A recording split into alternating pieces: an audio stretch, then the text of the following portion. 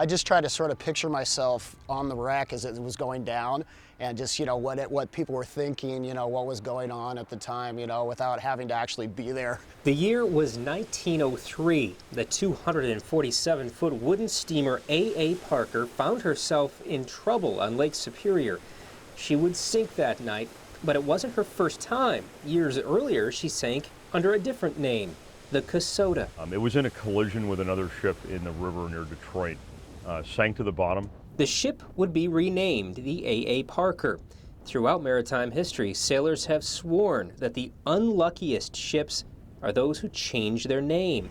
4 miles from the safety of the Grand Marais harbor, the Parker's luck ran out. She simply started taking on water during a fairly serious storm, turned around to head back into Grand Marais as a port of refuge, and sank before they were able to reach the shoreline. They blew her steam whistle to attract attention of the Coast Guard station. Coast Guard station couldn't hear the whistle, but they could see the steam venting from the whistle, and they knew that she was blowing her whistles looking for help and went out to investigate. Her passengers were put into her lifeboats and finally towed into harbor. Landed right here in Grand Marais, and the wreck was lost. All 18 men on board survived, along with 2 dogs.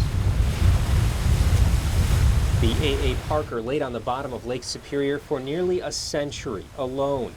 10 years ago, it was discovered by the Great Lakes Shipwreck Society, but was never really explored from top to bottom. Now, that's changed.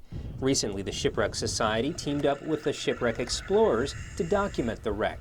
And what they found was a time capsule. As I descended down, I was expecting a ship that was a little bit more intact. When I came down, it was more broken up, and it was a bit disorienting at first. Sliding down the anchor line yesterday and watching this wreck come into view, knowing that we are literally among the first 4 people to ever see this since the wreck sank, is just awe-inspiring. You find a bowl on the bottom with a spoon next to it, and you wonder who the last person to eat out of that bowl was. A museum underwater with everything to discover. Everything from a chain to an old ladder, a speedometer to the whistle, even the bell of the A.A. Parker. So I'm just looking around at everything, trying to get the layout, you know, and then of course I'm also, you know, looking for, you know, all the stuff laying around on the wreck. But yeah, really gorgeous wreck. One thing divers noticed was the deck was totally gone, nowhere to be found. That allowed for another big discovery. One of the nicest steam engines that I've seen out here in the lakes. It's totally intact, totally perfect, and the neat thing is that the rest of the wreck is sort of splayed open, so there's just the big engine, just, you know, both expansion tanks right there and the big boilers behind it. And I've seen a lot of steam engines underwater. I haven't seen one ever that was as well preserved as this.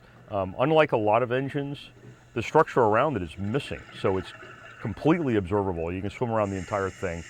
It's a picture-perfect steam engine. On the second dive I was down there, I was just exploring around the stern, and I looked up, and right there's the name A. Parker, all painted nice, Detroit. So we had it down, and he showed it to me, and he positioned himself nicely next to the sign, and I took a nice picture. We saw the name of the ship, A. Parker, Detroit.